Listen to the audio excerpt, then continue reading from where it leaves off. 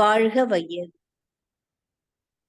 வாழ்க வையகம், வாழ்க வையகம், வாழ்க வளமுடன். குரு வாழ்க, குருவே துணை. தியானமே யோகம், யோகமே ஞானம். தமிழ் ஆனந்த யோகம். வாழ்க வளமுடன். தமிழ் ஆனந்த யோகத்தின் இன்றைய சிறப்பு சிந்தனை துளி அக்குபஞ்சர் தத்துவ அறிவு. இயற்கை சார்ந்த அனைத்து மருத்துவ முறைகளிலும் முதலில் நோய் ஏற்படுவதற்கான காரணங்களை முழுவதுமாக நிறுத்திய பிறகுதான் சிகிச்சை தொடங்க வேண்டும். ஆங்கில மருத்துவத்தில் மட்டும்தான் சிகிச்சையையும் பெற்றுக்கொண்டு நோய்க்கான காரணங்களையும் நிறுத்தாமல் இருந்து கொள்ளலாம். அதாவது நோய்க்கான காரணங்களை நிறுத்த வேண்டாம், மருந்துகளையும் எடுத்துக்கொள்ளலாம். தற்காலிகமாக நோயினை தீர்த்து கொள்ள மீண்டும் அந்த மருத்துவரிடம் சென்று மருத்துவமும் பார்த்து கொள்ளலாம். ஆனால் உணவில் ஒழுங்குமுறை கொண்டு வரவில்லை எனில் அக்குபஞ்சர் சிகிச்சையின் முழுமையான பயனை பெற முடியாது. நமது உடலுக்கு காற்று மூலமாகவும் நீர் மூலமாகவும் சக்தி கிடைப்பதை நாம் அறிவோம். ஆகாயத்தில் உள்ள காந்த சக்தியும் உடலுக்கு சக்தி அளிக்கிறது என்பதின் அடிப்படைதான் அக்குபஞ்சர் மருத்துவம். பிரபஞ்சத்தில் உள்ள பஞ்சபூத சக்திகளை காந்த சக்தியாக தோல் மூலமாக கிரகித்து உள்ளுறுப்புகள் சக்தி பெறுவதைத்தான் அக்குபஞ்சர் என்கிறோம். பிரபஞ்சத்திலிருந்து காந்த சக்தியாக உடல் கிரகிக்கக்கூடிய இந்த பஞ்சபூத சக்திகள் உடம்பில் சக்தி பரிமாற்றத்தை செய்கின்றன. இந்த சக்தி பரிமாற்றமும் சக்தி பகிர்வுகளும் சமமாக இருந்தால் உடல் ஆரோக்கியமாக இருக்கும். இந்த சக்தி பரிமாற்றத்தில் ஏற்றத்தாழ்வுகள் ஏற்பட்டால், அதாவது சக்தி நிலையில் மாற்றம் ஏற்பட்டால் உடலில் நோய் ஏற்படுகிறது. இந்த சக்தி நிலை மாறுபாட்டை சரி செய்வதுதான் அக்குபஞ்சர் மருத்துவம். உடலில் பஞ்சபூத சக்தி மிகுந்தாலும் குறைந்தாலும் நோய் எனப்படுகிறது. இந்த சக்தி நிலை மாறுபாட்டை சரி செய்யும் பொழுது நோய் குணமாகிறது. உடம்பின் மேல் தோலில் ஏராளமான சக்தி புள்ளிகள் உள்ளன. இந்த சக்தி புள்ளிகள் மூலமாகத்தான் பிரபஞ்ச சக்தி காந்த சக்தியாக கிரகிக்கப்படுகிறது. பிரபஞ்சத்தில் இருந்து உடம்பு கிரகிக்கக்கூடிய இந்த பஞ்சபூத சக்திகள் உடம்பில் சக்தி மாற்றத்தை செய்கிறது. இந்த சக்தி மாற்றம் சமமாக இருந்தால் உடல் ஆரோக்கியமாக இருக்கிறது. இந்த சக்தி மாற்றத்தில் ஏற்றத்தாழ்வுகள் ஏற்பட்டால் உடலுக்கு நோய் வருகிறது. சரியான 2 பஞ்சபூத சக்திகளை இணைப்பதன் மூலம் இதற்கு தீர்வு காணப்படுகிறது. பஞ்சபூத சக்திகளை இந்த மருத்துவத்தில் மூலகங்கள் என அழைக்கிறார்கள். எந்த 2 மூலகமாக இருந்தாலும் அதை இணைக்கும் சக்தி புள்ளி உடலின் மேல் தோலில் உள்ளது. அந்த 2 மூலகங்களை இணைக்கக்கூடிய சக்தி புள்ளியை நமது விரலால் தொட்டாலே 2 மூலகங்களை இணைக்கும் பணி நிறைவடைகிறது. எனவே இந்த 2 மூலகங்களை இணைக்க வேண்டும் என்கின்ற தத்துவ அறிவே மிக அவசியம். இறைஞான ஆசிரியர் நன்மணி ஐயா அவர்களுக்கு நன்றிகள். வாழ்க வளமுடன் ஐயா. வாழ்க வளமுடன். இன்றைய சிந்தனை துளிகள் வாசித்த ரிஷி பாபா அம்மா அவர்களுக்கு நன்றி. இன்றைய சிந்தனை தியானமே யோகம், யோகமே ஞானம். தமிழ் ஆனந்த யோகம். வாழ்க வளமுடன். அக்குபஞ்சர் தத்துவ அறிவு. அதாவது அக்குபஞ்சர் தத்துவம் என்று ஒரு தத்துவம். மருத்துவ தத்துவ அறிவிலே பல வகையான தத்துவங்கள் இருக்கிறது. அதாவது பல்வேறு வகையிலே இந்த உடலினுடைய நோயை அணுகுவது என்பதுதான் இந்த மருத்துவ தத்துவ அறிவுகள். இவையெல்லாம் எதை அடிப்படையாக கொண்டு இருக்கும் என்று பார்த்தால், உடல், உயிர், மனம், இந்த 3ஐ அடிப்படையாக கொண்டுதான் இருக்க முடியும். ஏனென்று சொன்னால், இந்த உடலுக்குள்ளாக உயிர், உயிரின் படர்க்கை நிலையாகிய மனம். இதை தவிர வேறு எதுவும் இல்லை. ஆக இந்த மூன்றை அடிப்படையாக கொண்டு இருக்கக்கூடிய தத்துவம். இதில் அக்குபஞ்சர் தத்துவம் என்பது எதை அடிப்படையாக கொண்டு இருக்கிறது என்று பார்த்தால், உயிர் ஆற்றல் என்பதை அடிப்படையாக கொண்ட தத்துவம்தான் இந்த அக்குபஞ்சர் தத்துவம். இப்போ உடல் இருக்கிறது, உடலுக்குள்ளாக பல்வேறு உறுப்புகள் இருக்கிறது. இப்ப இந்த உடலை உருவாக்கியது மனிதன் அல்ல, அது இயற்கை. உடலுக்குள்ளாக இருக்கக்கூடிய உறுப்புகளை உருவாக்கியதும் இயற்கை. இயற்கை அறிவுதான் இந்த உடல் உறுப்புகளை உருவாக்கியது. இந்த உறுப்புகள் உருவாவதற்கு முன்னமே உயிர் என்ற ஒன்று தோன்றி, அந்த உயிர்தான் முதலில் கருவாக மாறுகிறது. அதன் பிறகுதான் இந்த உடல் உருவாகிறது என்பது வேதாத்திரிய தத்துவத்தில் நாம் விளங்கி இருக்கிறோம். இப்போ இந்த ஒவ்வொரு உறுப்புகளும் இப்படியெல்லாம் இயங்க வேண்டும், இப்படி இப்படி இயங்க வேண்டும் என்பதை நிர்ணயம் செய்யக்கூடியது கூட அந்த அறிவு என்று சொல்லக்கூடிய இறை ஆற்றல் தான். இது மனிதனுடைய கைகளில் இல்லை. மனிதன் என்ன பார்க்கிறான்? இந்த உடல் உறுப்புகள் எப்படியெல்லாம் இருக்கிறது, எப்படியெல்லாம் இயங்குகிறது என்பதைத்தான் இப்பொழுது நவீன மருத்துவம் என்ற முறையில் படிக்கின்றார். அப்ப இந்த உறுப்புகளின் அந்த வடிவ அமைப்பில் மாற்றம் ஏற்பட்டால் நோய் என்று சொல்லுகிறான். இந்த உறுப்புகளின் இயக்கத்தில் மாற்றம் ஏற்பட்டால் நோய் என்று சொல்லுகிறார். இதுதான் இன்றைய விஞ்ஞானம் நோய் என்பதை பார்க்கக்கூடிய விதம். அனாட்டமி, பிசியாலஜி என்று பார்க்கிறார்கள். அதுக்கடுத்து இதற்கு காரணம் என்ன என்று பேத்தாலஜி என்று பார்ப்பார்கள். அதையும் என்ன பார்ப்பார்கள் என்று சொன்னால், அந்த அந்த இரத்த ஓட்டம், காற்று ஓட்டம், வெப்ப ஓட்டம், இந்த இவற்றினுடைய அந்த ஓட்டத்தில் இருக்கக்கூடிய மாறுபாடுகளை பார்க்கிறார்கள். சரி, இப்போ இவற்றிற்கு அடிப்படையான ஒரு தத்துவத்தை இப்பொழுது நாம் அறிந்து கொள்ள வேண்டும். என்ன என்று சொன்னால், இப்போ இந்த உறுப்புகள் ஒவ்வொன்றும் ஒவ்வொரு வடிவத்தில் இருக்கிறது. அந்த வடிவம் மாற்றமடைகிறது என்று வைத்துக்கொண்டால் நோய் என்று சொல்கிறோம். ஏன் மாறுகிறது? அந்த உறுப்புல ஒரு வீக்கம் வருது, அதுல ஒரு சுருங்கிடுது, அல்லது ஓட்டை வருது, ஏதோ ஒன்று நடக்கிறது. ஏன் நடக்கிறது? எப்பொழுது நடக்கிறது என்றால், அந்த உறுப்புகள் இயங்கும் பொழுது இந்த மாற்றங்கள் நடைபெறுகிறது. சரி, அதே போல அந்த உறுப்புகளின் இயக்கம் இப்படித்தான் இயங்க வேண்டும் என்ற ஒரு நார்மல் என்று சொல்லுகிறார்களே, அது ஒன்று இருக்கிறது. இந்த நார்மல் என்பது கூட இப்பொழுது இன்னைக்கு மருத்துவர்கள் இந்த உறுப்பு இப்படி இயங்கினால் நார்மல், நார்மல், நார்மல், நார்மல் என்று எத்தனையோ ஒரு சார்ட் கொடுக்குறாங்க. இது இப்படிதான் இருந்தால் நார்மல் என்று. இந்த நார்மல் என்ற ஒன்றை இவர்கள் உருவாக்கினார்களா என்றால் இல்லை. அது இயற்கையாகிய அறிவு உருவாக்கி நடத்தி கொண்டிருக்கிறது. அப்ப மனிதன் ஆரோக்கியமாக இருக்கும் பொழுது அங்கு அந்த இயக்கம் எப்படி நடைபெறுகிறதோ அதை இவன் நார்மல் என்று அமைத்துக் கொண்டான். அவ்வளவுதான். மனிதனாக அந்த நார்மல் என்பதை நிர்ணயம் செய்ய முடியாது.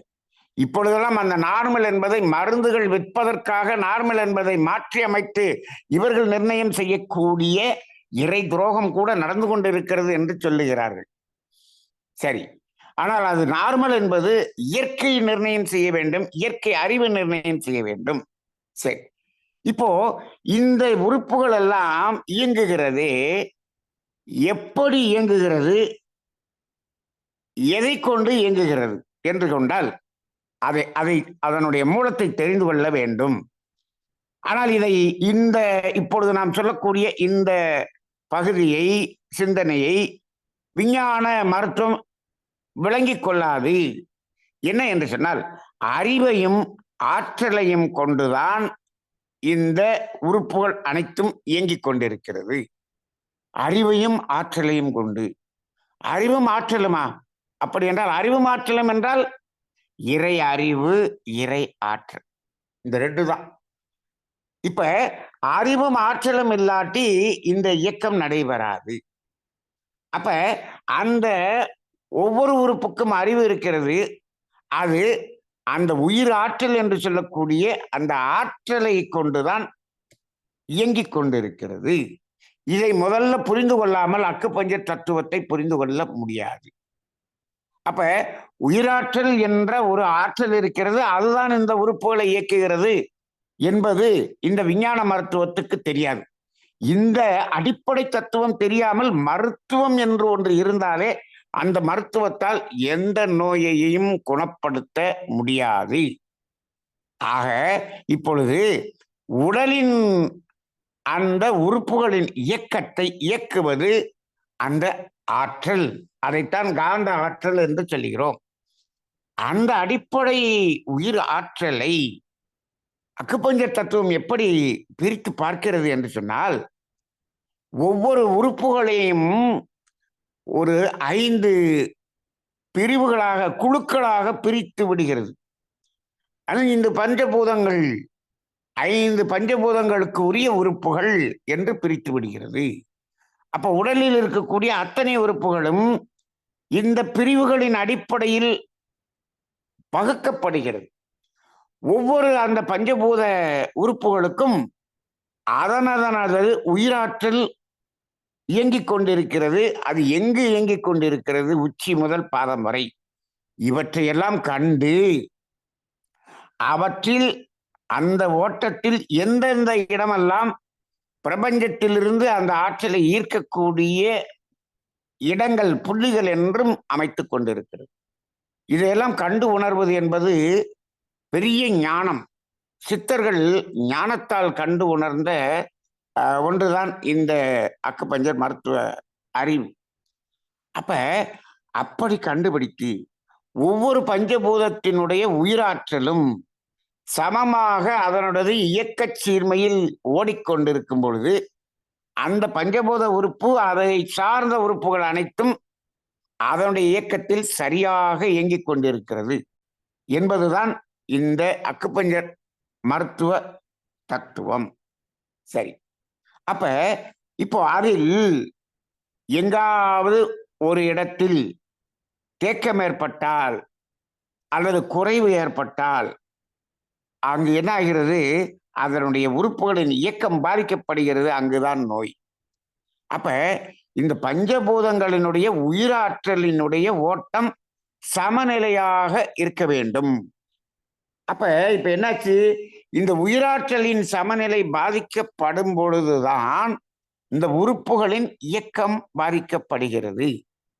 அப்ப முதல்ல நாம நோய் உருவாவதற்கு ஏதாவது தவறு செய்கிறோம் என்று சொன்னால், நாம் சாப்பாட்டில் தவறு செய்கிறோம், ஏதோ ஒரு தவறு செய்கிறோம் என்று சொன்னாலும் அது முதலில் பாதிக்கக்கூடியது அந்த உயிராற்றலின் இயக்கத்தை தான் பாதிக்கிறது. அந்த உயிராற்றலில் பாதிப்பு வந்த பிறகுதான் இந்த உடல் உறுப்புகளில் பாதிப்பு என்பதை தோன்றுகிறது என்பதுதான் அக்குபஞ்சர் தத்துவம். இப்போ இதுல இந்த உயிராற்றலில் பாதிப்பு வந்து எவ்வளவு நாள் கழித்து அந்த உறுப்புகளில் பாதிப்பு வருகிறது என்று பார்த்தால், உயிராற்றல் பாதிக்கப்பட்ட பிறகு உறுப்புகளின் இயக்கத்தில் பாதிப்பு தோன்றி பாதிக்க ஆரம்பிக்கிறது. ஆனால் இன்றைய விஞ்ஞான மருத்துவமோ அந்த உறுப்புகள் கிட்டத்தட்ட ஒரு 50% மேல் பாதிப்பு அடைந்த பிறகுதான் இந்த உறுப்பில் பாதிப்பு இருக்கிறது என்பதை நமது பெரிய கருவிகள் மூலம் கண்டுபிடிக்க முடிகிறது. ஒரு ஸ்கேன்ல இன்னைக்கு கண்டுபிடிக்கிறோம் சொன்னாலே அந்த பாதிப்பு ஒரு குறிப்பிட்ட சதவிகிதத்துக்கு மேல வந்த பிறகுதான் அந்த ஸ்கேன்லயே தெரியும். அதுக்கு முன்னாடி அந்த ஸ்கேன்லையும் தெரியாது. ஆனால் அந்த உறுப்பு பாதிக்கப்பட ஆரம்பிக்கும் போதே நமக்கு உணர்வுகள் மூலமாக தெரியும். ஆனா அந்த உணர்வுகளை எல்லாம் நாம் இதெல்லாம் இப்படி பாதிக்கக்கூடிய உணர்வுகள் என்று நாம் அறிவதில்லை. ஆக இதை வைத்துத்தான் அவர்கள் அந்த உணர்வுகளையும் அந்த உறுப்புகளையும் இணைத்து சித்தர்கள் கூறியிருந்தார்கள். ஆக இப்பொழுது கல்லீரல் பாதிக்க ஆரம்பிக்கிறது என்று சொன்னால் அவருக்கு அடிக்கடி கோபம் வருகிறது என்ற அர்த்தம். அப்போ ஒருத்தர் அடிக்கடி கோபம் வருகிறது என்று சொன்னால் கல்லீரல் பாதிக்கப்பட்டு கொண்டு இருக்கிறது என்ற அர்த்தம். ஆனால் அவரது கல்லீரலை நீங்க போய் ஸ்கேன் பண்ணி பார்த்தீங்கன்னா நார்மலா தான் இருக்கும். அது பாதிக்கு மேல பாதிக்கப்படும் போது ஸ்கேன்லயே தெரியும். அப்ப இன்றைய நவீன மருத்துவம் அந்த நோய் முற்றிய நிலையில் தான் அதை பார்க்கிறது. பார்த்த பிறகு அதை உடலிலேயே அந்த உறுப்பிலேயே சரி செய்ய வேண்டும் என்று முயற்சி செய்கிறது.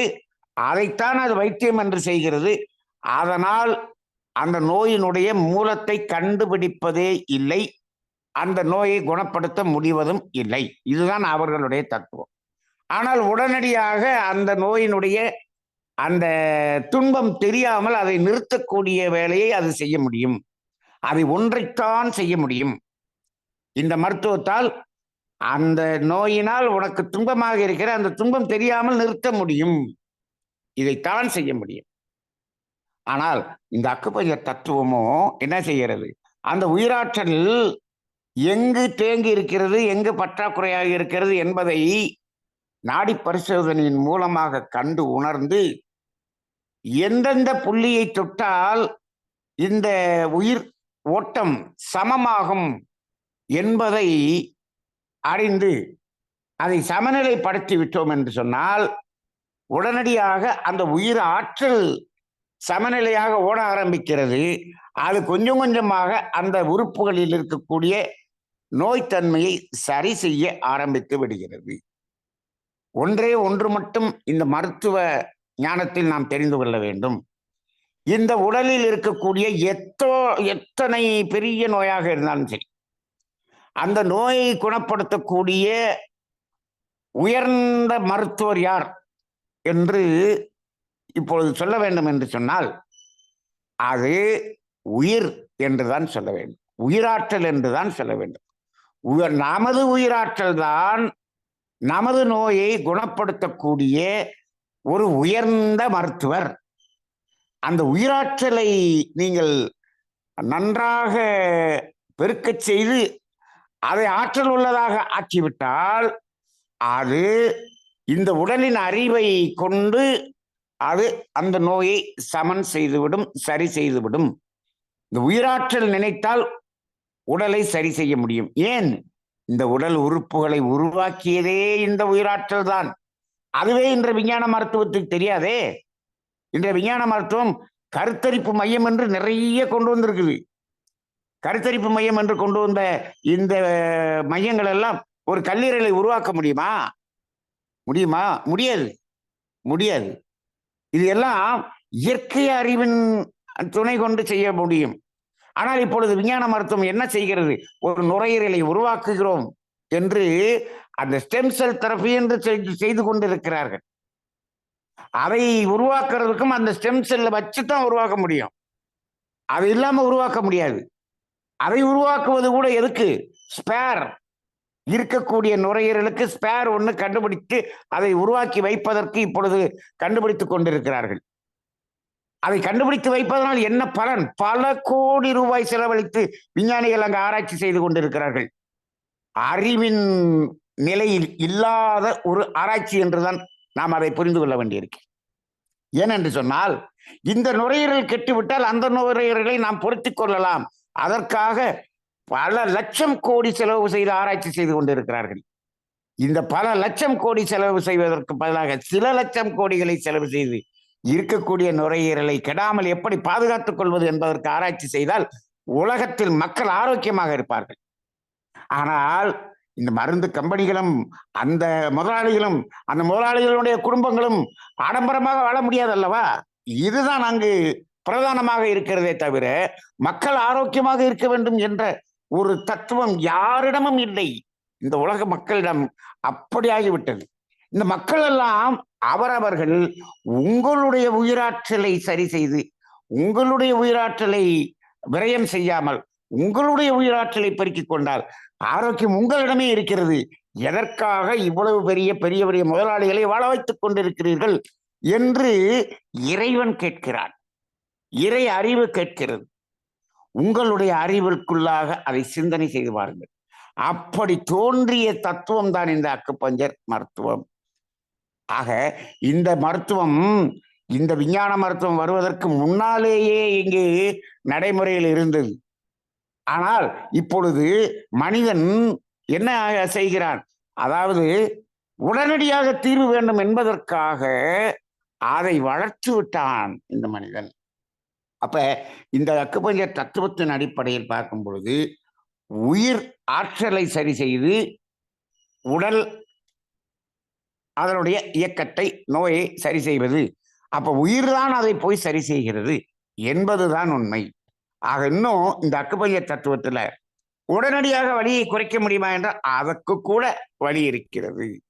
அப்படிப்பட்ட ஒரு அக்குபஞ்சர் தத்துவ அறிவு என்பது எதை அடிப்படையாக கொண்டு இருக்கிறது என்று சொன்னால் பஞ்சபூதங்களை அடிப்படையாக கொண்டிருக்கிறது. பஞ்சபூத உறுப்புகளை அடிப்படையாக கொண்டிருக்கிறது. பஞ்சபூத உறுப்புகளின் உயிராற்றலை அடிப்படையாக கொண்டு இருக்கிறது.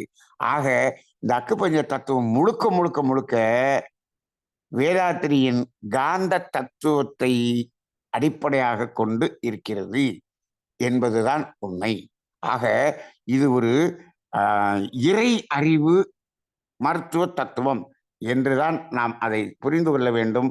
இந்த தத்துவம் சாதாரணமாக அனைவரும் விளங்கி கொண்டு இதை பயன்பாட்டுக்கு கொண்டு வரும் பொழுது மிக எளிமையாக இந்த நோய்களை நாம் சரி செய்வதற்கான முயற்சியில் ஈடுபடலாம்.